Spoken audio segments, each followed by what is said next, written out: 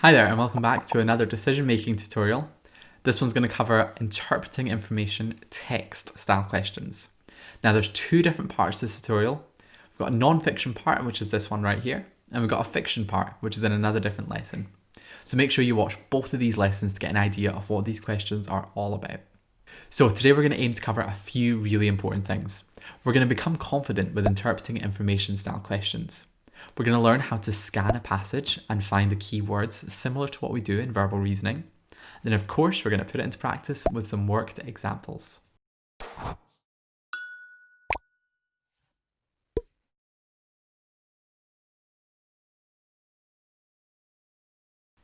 Now, these types of questions have actually been a really common occurrence in the UCAT for the past few years, with there being at least 5 or 6 of these types in decision making.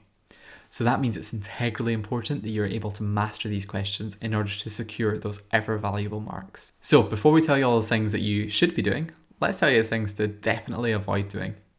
So you're going to be given quite a big passage. Just like verbal reasoning, do not read this entire passage. We're just going to select the information that we need for it and not bore ourselves reading about God knows what for however long.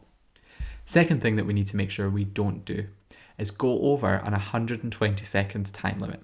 Now you may be thinking, but this is longer than we would place our time limit for the other decision making questions. And that's because these questions are much harder because they've got a lot more statements to appraise. And equally, we should be saving time on the other aspects of decision making.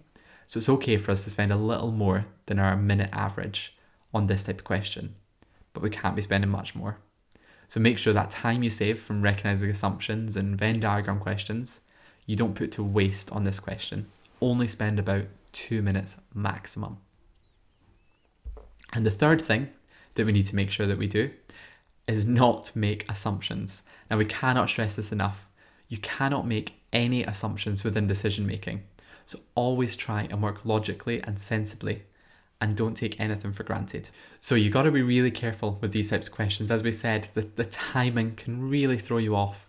So you've got 5 different statements for one question. So that's 5 times as much work. It'll take you 5 times as long, but it can't because we still only have our 1 question allocation for this one.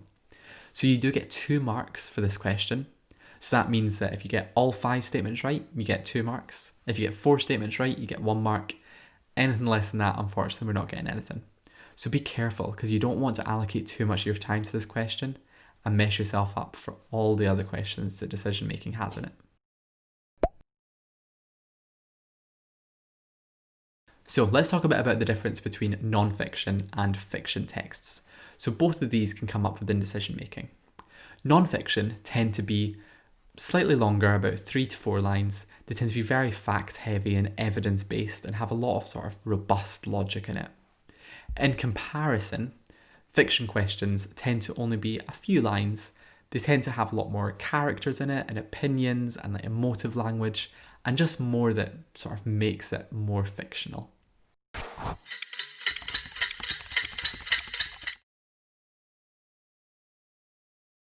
Now, whilst you're absolutely welcome to use your whiteboard or your scratch pad in 2020 for this type of question, we'd probably say don't. It's a waste of time to write what you have written on your screen onto a whiteboard. So just like verbal reasoning, treat this as you would that section. We're not going to be writing stuff down. We're only going to look at the text when we need certain information and find it as and when required. So here's a practice question for us to have a go off. If you're feeling confident and want to try it ahead of time, then pause the video now and give it a go. But if not, don't worry, we're going to talk through it just now. So the first thing that I do when this question comes on screen is I take a moment to scan the text and get a rough idea of what's going on. So for me, this text is about a SAM, which is a black tea, which is grown in hot climates such as India, Myanmar, Bangladesh, and maybe even like greenhouses as well. So that's what I gather from this passage. So you can see that just on screen just now. So now that we have an idea of what's going on, and it's worth our time just to get an idea of what's going on in this passage, let's just move on to statements and think about how we're going to tackle these. Now, the main thing that we do for each statement, we pick out key words.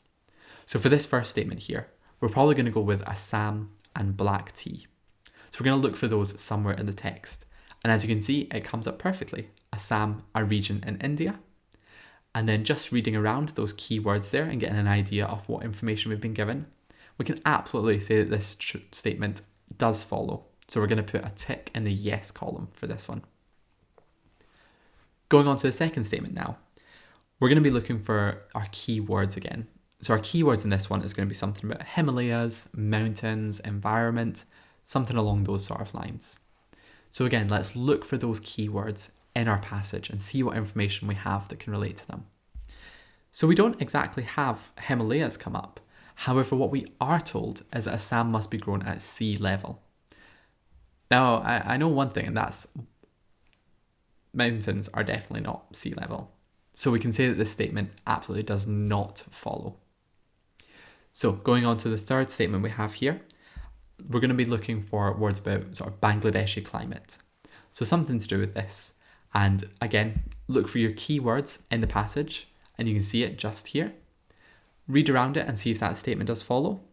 And yeah, I would think that that statement absolutely does follow based on what we're told, that it shares a similar climate to Myanmar and the region of Assam, which all seem accurate to me. Fourth statement down. So we're going to be looking for probably the keyword of greenhouses this time. So again, let's look for greenhouses somewhere in this text. And there it is in the last line. So this one would also be a yes, it does follow. The greenhouses does have the high temperatures that we expect, so it matches with this statement. And for the final one on this page, we've got Caecinius grows best during the monsoon season. So we're going to look for that monsoon as our keyword, see if that comes up anywhere. And it does come up at the very last line. However, the answer for this one would be no. So we know that the plant that gives rise to Assam does not grow well at this time of year. But we don't have any information on how the plant grows during the rest of the year. So we don't know for sure that this statement is true all year round. So we're going to have to place no, this conclusion does not follow.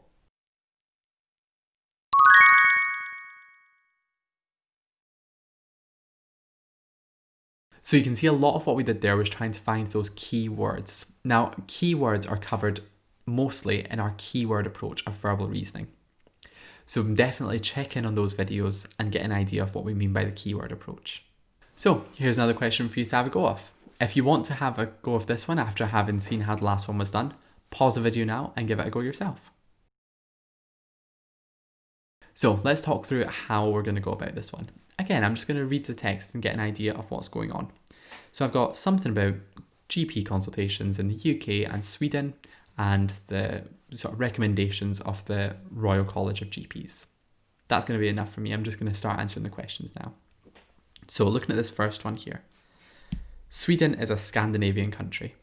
So my keyword here is going to probably be Sweden and Scandinavian. So whilst from my external knowledge, I know that that's true. Remember, we can't use that in decision making. So we have to find that in the text.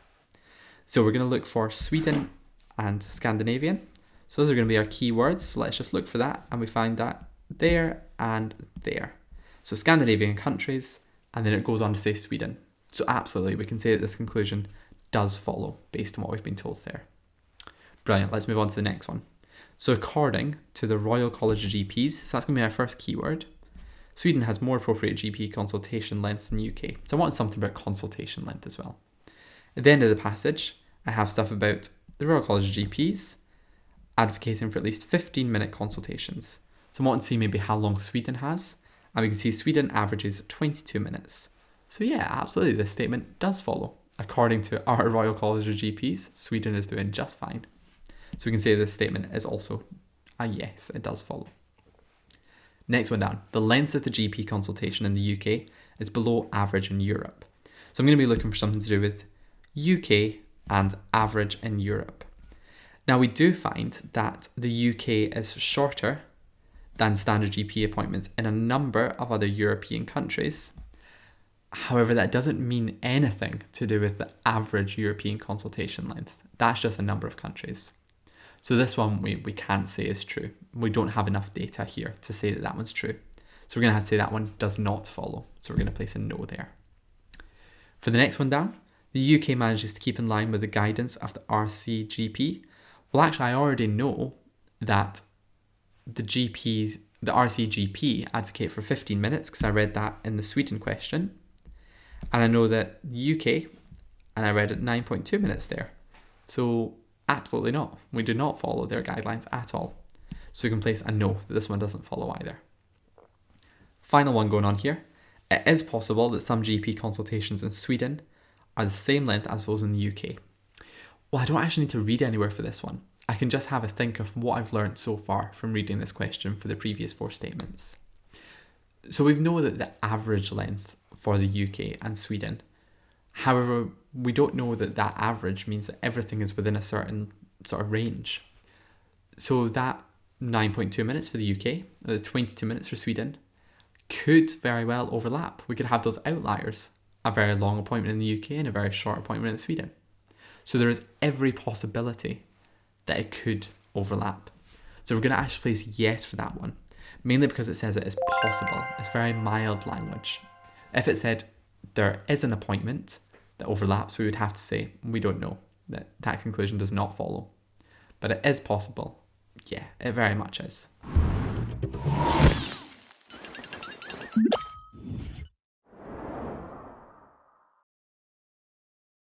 So in that last one, we saw a lot about using inference, but never using, assumptions or external knowledge. So that last question there, we inferred that there could be an overlap. But we said if it said there is definitely going to be that overlap, it has to be a no. So we cannot use any sort of massive assumptions or any external knowledge in this style of question. It's really useful to learn the skills that we teach in the verbal reasoning course for this style of question. So make sure you're all up to date there as well.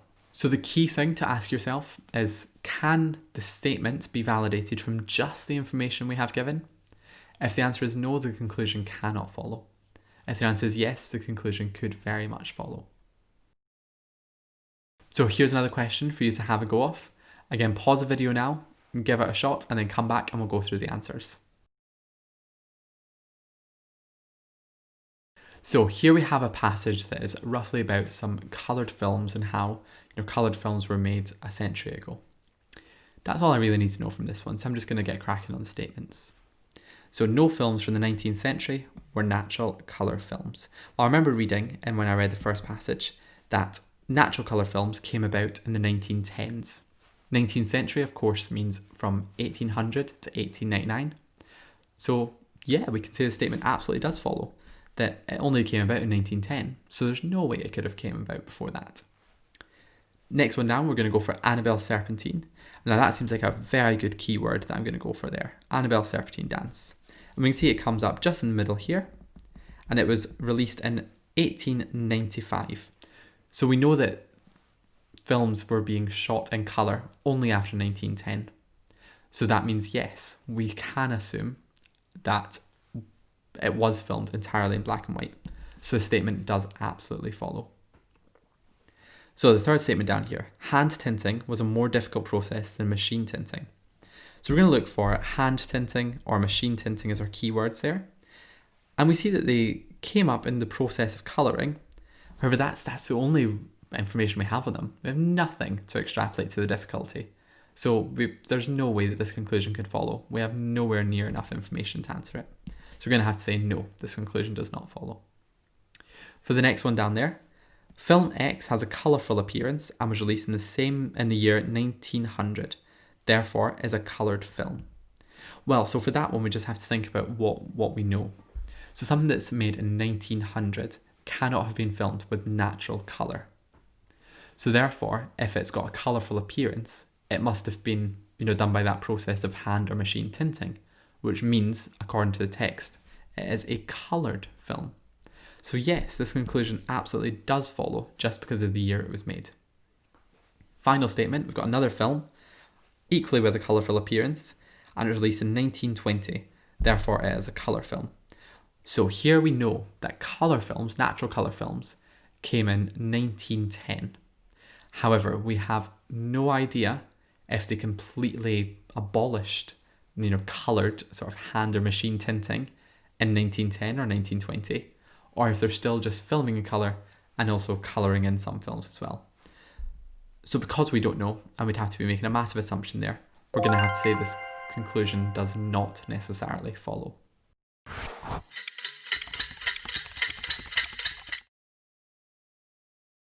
So you may have noticed that most of the answers we put for those ones are actually no.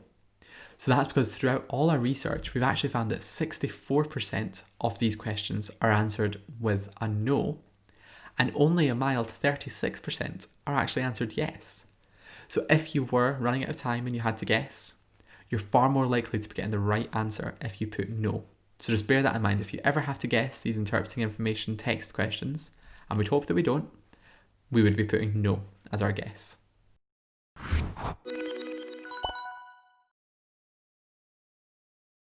So that brings us to the end of this lesson. So I hope that you now understand what interpreting information text questions could mean.